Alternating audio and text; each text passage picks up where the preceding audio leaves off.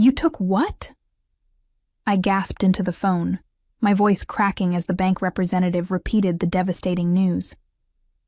I'm sorry, Mrs. Thompson, but your retirement account shows a balance of $0. The funds were withdrawn yesterday through electronic transfer. My name is Josephine Thompson. I'm 57 years old, and until that moment, I thought I understood betrayal. I had lost my husband Harold to cancer 3 years ago, endured months of chemotherapy appointments and hospital visits, and somehow found the strength to rebuild my life in Jacksonville, Florida. But nothing had prepared me for this phone call that would shatter everything I believed about family and trust.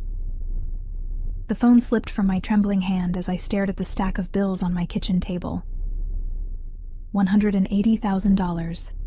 Gone. Harold and I had saved every penny for 34 years, sacrificing vacations and luxuries so we could retire comfortably.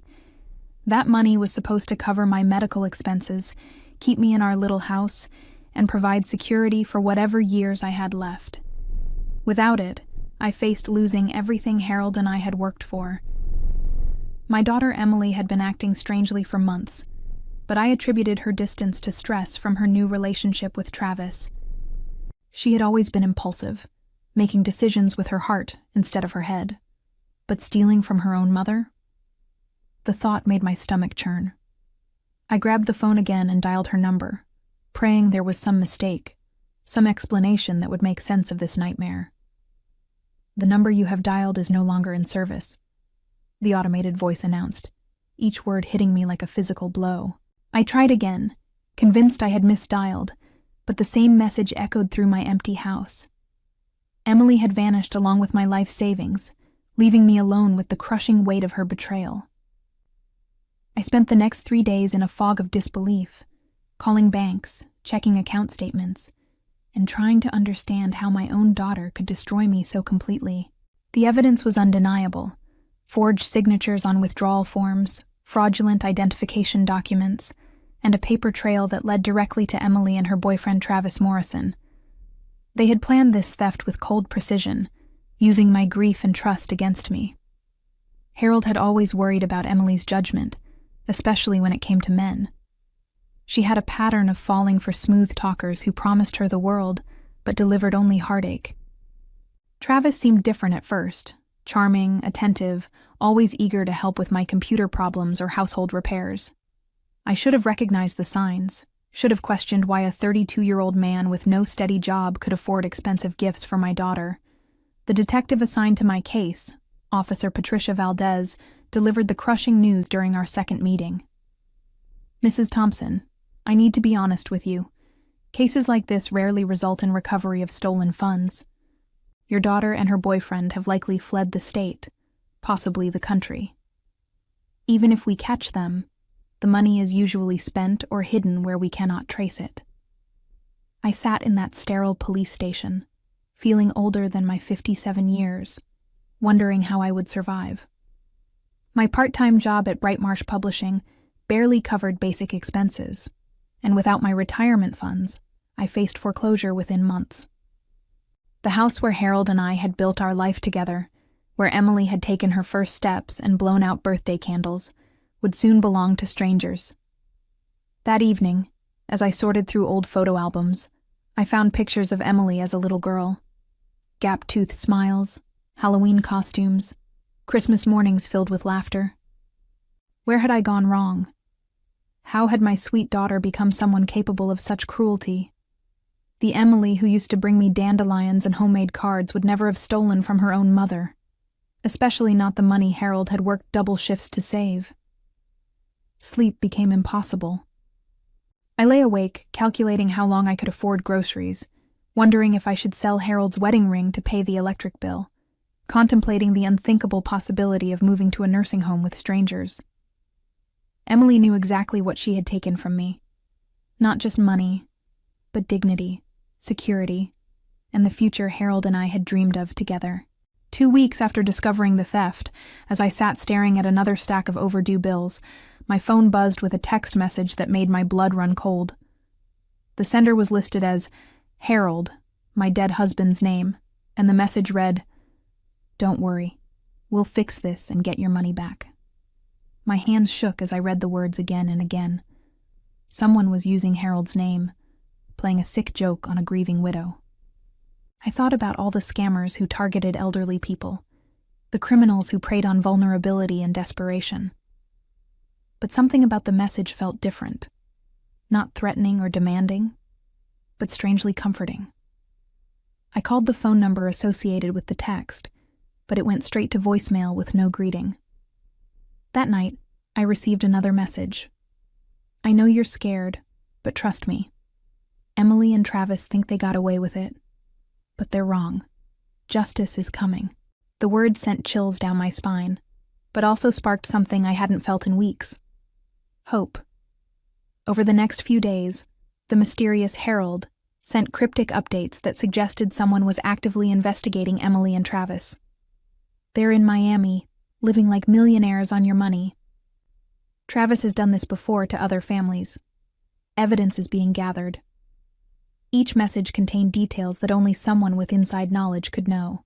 I began to wonder if Harold was somehow watching over me, guiding someone to help recover what Emily had stolen. The rational part of my mind rejected such nonsense, but grief makes people believe in impossible things. I had prayed every night for Harold to send me a sign, to show me how to survive without him. Maybe this was his answer. The messages became more specific. Travis Morrison, Social Security number XXXXXXXX, has warrants in 3 states. Emily is using the name Emma Martinez now. Your money is in offshore accounts, but not for long. Whoever was sending these texts had access to information far beyond what a random scammer could obtain. One evening, as I sat reading Harold's old letters, my phone rang from an unknown number. I hesitated before answering, fearful of hearing a stranger's voice claiming to be my deceased husband. Instead, I heard something that made my heart stop. Mom, it's Michael, my son. My estranged son who hadn't spoken to me in 5 years. Not since the terrible fight after Harold's funeral, when he accused me of favoritism toward Emily. Michael, who had become a federal detective and moved to Washington without leaving a forwarding address. Michael, whose middle name was Harold, named after his father.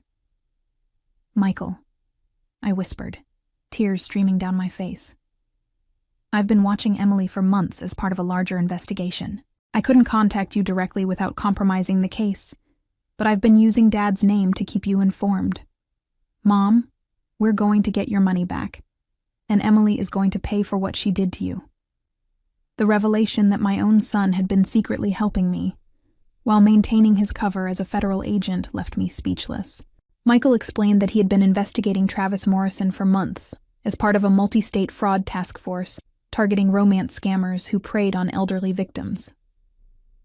Travis isn't just some opportunistic boyfriend, Michael said during our carefully arranged meeting at a coffee shop in downtown Jacksonville. He's part of an organized network that specifically targets widows.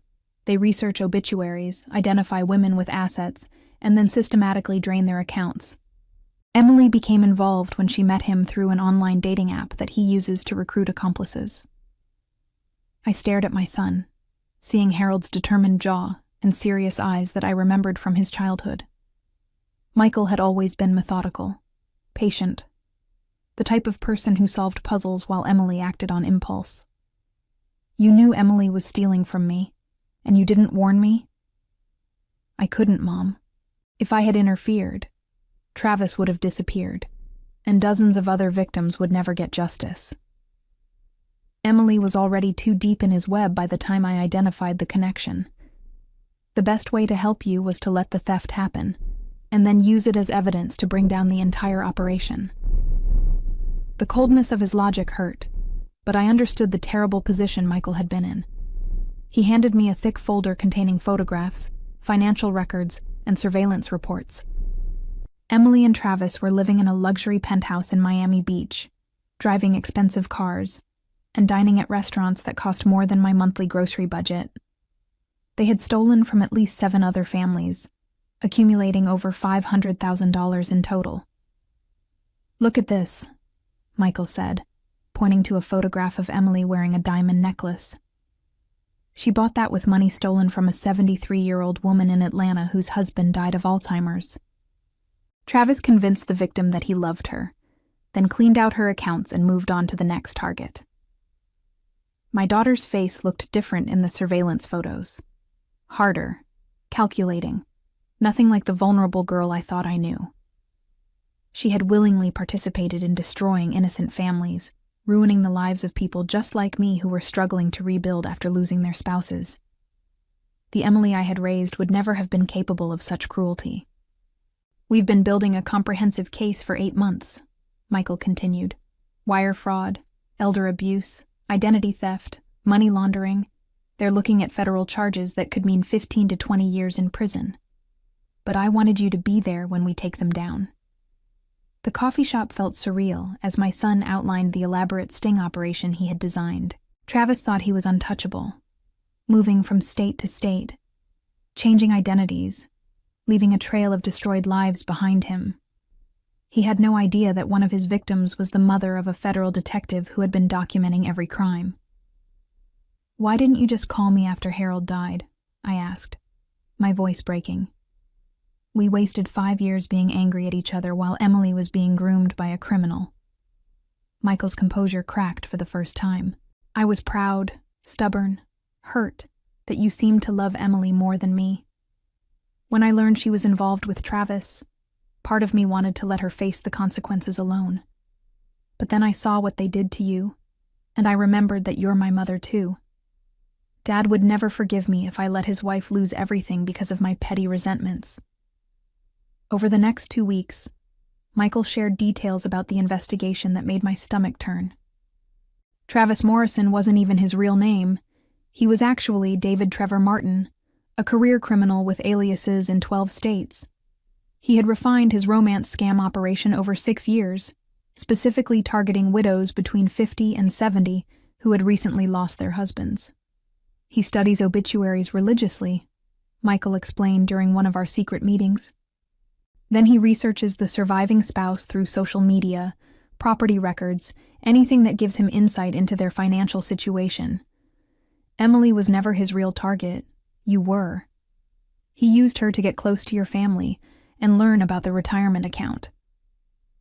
The sophistication of the scheme horrified me. Travis had played the long game, dating Emily for months while subtly gathering information about my finances, my daily routines, my computer passwords. He had even convinced Emily to copy my identification documents under the pretense of helping me organize my paperwork after Harold's death. "Emily knew what she was doing," Michael said firmly when I tried to make excuses for her. "We have recordings of their conversations planning the theft. She suggested targeting you because she knew your habits and trusted her completely. This wasn't a crime of passion. It was calculated betrayal." The recordings Michael played for me shattered my last hopes that Emily had been manipulated or coerced. Her voice was clear and enthusiastic as she described how easy it would be to access my accounts. "My mom is so trusting," she laughed on one recording. "She still leaves her banking information sitting on the kitchen counter. We could clean her out and be in the Bahamas before she even notices." I had to excuse myself to cry in the coffee shop bathroom, overwhelmed by the casual cruelty in my daughter's voice. The Emily on those recordings spoke about destroying my life like she was planning a weekend trip. There was no hesitation, no guilt, no recognition that she was stealing from the woman who had raised her with love and sacrifice. "The hardest part," Michael admitted, "was watching you suffer while I built the case. Every text I sent as Harold was my way of letting you know that someone cared, that you weren't as alone as you felt. I wanted to tell you the truth, but exposing the investigation too early would have meant Travis could destroy evidence and disappear forever." The federal task force had identified at least 23 victims across 8 states, with total losses exceeding $800,000. Travis used a network of accomplices like Emily to gain access to targets, then systematically drained their accounts through forged documents and electronic transfers. Many victims were too ashamed to report the crimes, believing they had been foolish to trust a stranger with their financial information. "We're coordinating with local authorities in Florida for the arrest," Michael said.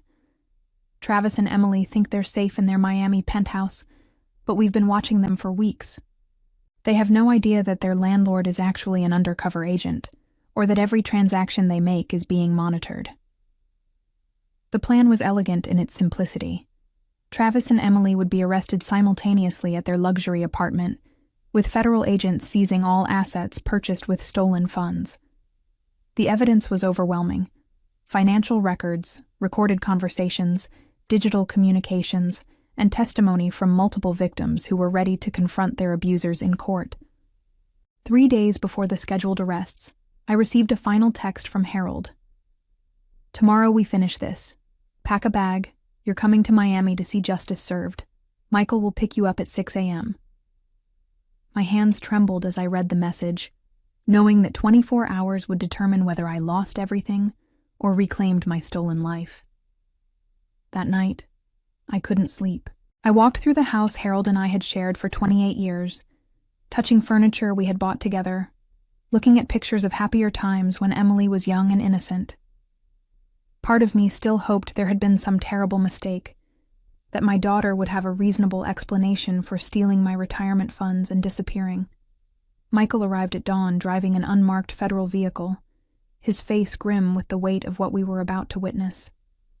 "Are you ready for this, Mom?" he asked as I climbed into the passenger seat. "Seeing Emily arrested isn't going to be easy, even knowing what she did to you." The 4-hour drive to Miami felt both endless and too short. Michael briefed me on what would happen during the arrest, explaining that Emily and Travis believed they were planning to flee the country within days. They had purchased plane tickets to Costa Rica using false identities, intending to disappear permanently with their stolen fortune.